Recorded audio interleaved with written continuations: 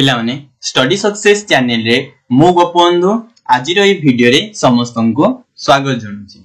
तो पिला माने आमे +2 सेकेंड ईयर इतिहास बही प्रथम चैप्टर जार ना होची कोन ना भारतीय इतिहास रो उपादान ए चैप्टर टाको आमे पढुथिला। तो ए चैप्टर रे आमे प्रथमे बुझिला जे भारतीय इतिहास रो उपादान कोन, तापरे पुनी सेही भारतीय इतिहास रो उपादान को आमे तीन भाग रे विभक्त करिथिला, जहा कि कोन ना प्रत्नतात्विक उपादान, आउड होची साहित्यिक उपादान, आउड होची अभिलेखागार उपादान। ए तीन भाग विभक्त करथिला। आउ आमे पूर्व वीडियो गुडी करे प्रत्नतात्विक उपादान कोन ताहा भी मध्ये आमे पढी सारिछे।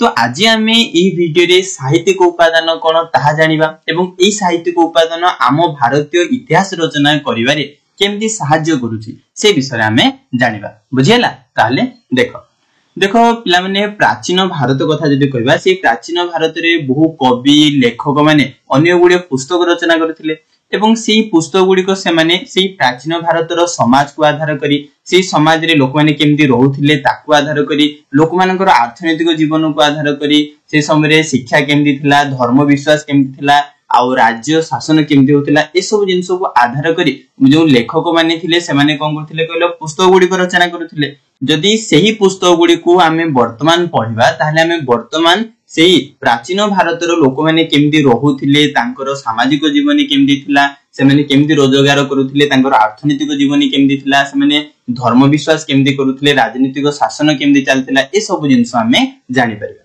बुझियला?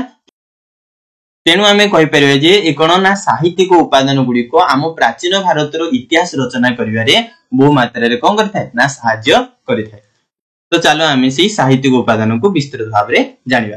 तो आमे साहित्यिक उपादान को तीनोटी पर्याय रे पढिबा। हला प्रथम पर्याय रे आमे धर्म साहित्य विषय रे पढिबा। सर धर्म साहित्य बोले कोन ना धर्म साहित्य होची से प्राचीन भारत रे धर्म को आधार करी ना को पुस्तक गुडी को रचना कराइतला एवं सेही पुस्तक गुडी को जदि आमे पढिबा से समय रे आमे धर्म विषय एवं समाज विषय जानि परिबा। तो सेही पुस्तक गुडी को आमे पढिबा। ता सहित पुणी कहला कहलो लौकिक साहित्य बोले से समय रे लोक मान को मनोरंजन करिवा पे को पुस्तक गुडी को रचना कराइतला। ता सहित सामाजिक बा समाज रो नीति नियम को आधार करी को पुस्तक गुडी को रचना कराइतला। से सब जिंस जदि आमे पढिबा सेटा को भितरे पढिबा लौकिक साहित्य विषय पढिबा। तापरे पुणी कोन करिया वैदेशिक विवरणी बोले सार कोन ना अन्य देशर लोक माने बा परिव्राजक माने हम भारत को विभिन्न समय रे बुली आस्तिले एवं से माने जो बुली आस्तिले से माने हम भारत रो विभिन्न घटना गुडी को निज पुस्तक रे लिखि दैचंती।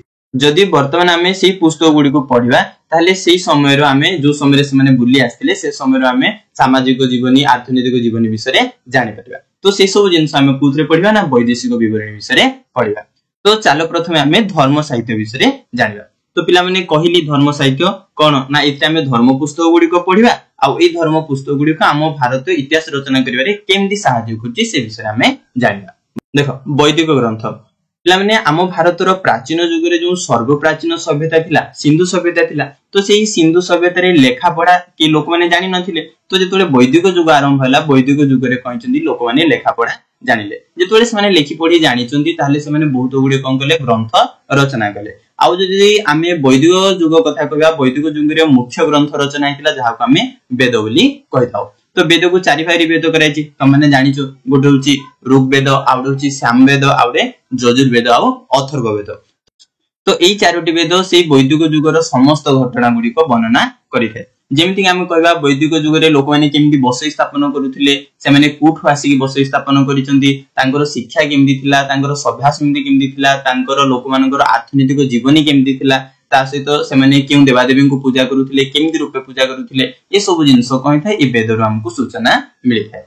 तो वैदिक युग रे वेद व्यतीत बहुत सूत्र साहित्य गुडी को मध्ये रचना कराइतला हला। आउ से सूत्र साहित्य भितर जेमति कोन कोन ना कल्पसूत्र, गृहसूत्र, धर्मसूत्र ए सब पुस्तक गुडी को रचना कराइतला एवं एही सूत्र साहित्य गुडी को सेही वैदिक युगर सामाजिक जीवनी एवं धर्म ऊपर विशेष करी आलोकपात करिथा बा हमकु सूचना देइथाय। तो एही वैदिक युगर धर्म ग्रंथ जो आमे पढिबा ताले वैदिक विषय आमे जानि पाबे। बुझियला? तापरे होची महाकाव्य। ए महाकाव्य मध्ये धर्म साहित्यर अन्य एक उपादान। आउ आम प्राचीन भारत रे विशेष करी दुईटी महाकाव्य रचना कराइथिला। गोटे होची रामायण, आउडे होची महाभारत।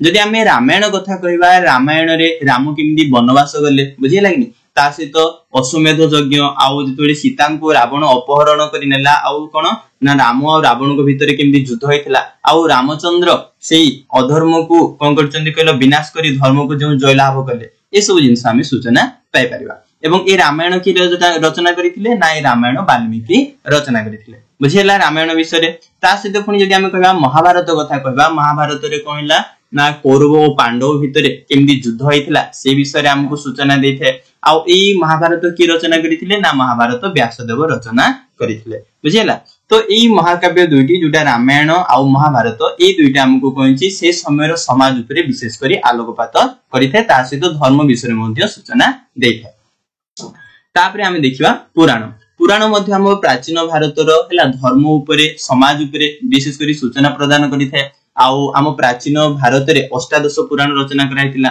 अष्टादश अर्थ होची 18 पुराण रचना कराइतिला आ से भितर जदि हम किछिटा कहिबा गुडा होची वायु पुराण मत्स्य पुराण अग्नि पुराण विष्णु पुराण एडा होची किछिटा उदाहरण तो तमान को मन रे प्रश्न उठतो सर पुराण रु आमे कहा विषय जानि परिबा ना पुराण रु से समय जो राजवंश माने किभली शासन करुथिले से विषय आमे सूचना पाई परिबा जेमति कहि परिबा गुप्त वंश रो राजा माने केमदी शासन करुथिले मौर्य वंश शुंग वंश तापरे शिशुनाग वंश ए सब वंश रो लोक माने केमदी शासन करुथिले से विषय आमे सूचना पाई परिबा ता सहित समाज उपरे मध्ये आ धर्म उपरे मध्ये जानि परिबा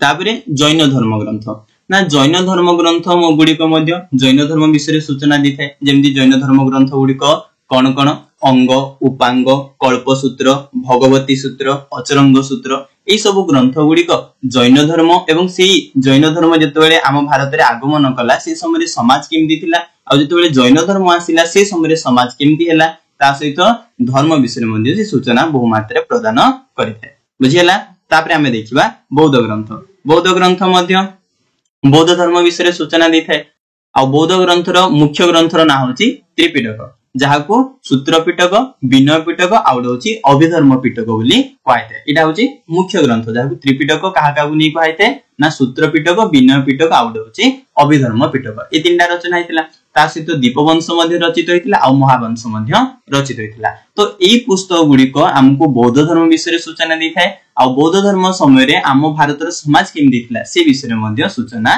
दै थाए ये थिला धर्म साहित्य एवं एई धर्म साहित्य गुडीकरू आम प्राचीन भारतर लोक माने केमदी बसई स्थापन करूथिले समाज केमदी थिला आ विशेष करी हमको धर्म विषय रे बहुत मात्रा रे सूचना मिलिथिला तो प्रथम पर्याय में धर्म साहित्य को जानि देला तो आमे नेक्स्ट पर्याय रे लौकिक साहित्य कोन ता सहित कोन ना वैदेशिक विवरणी कोन से विषय रे जानिबा बुझियला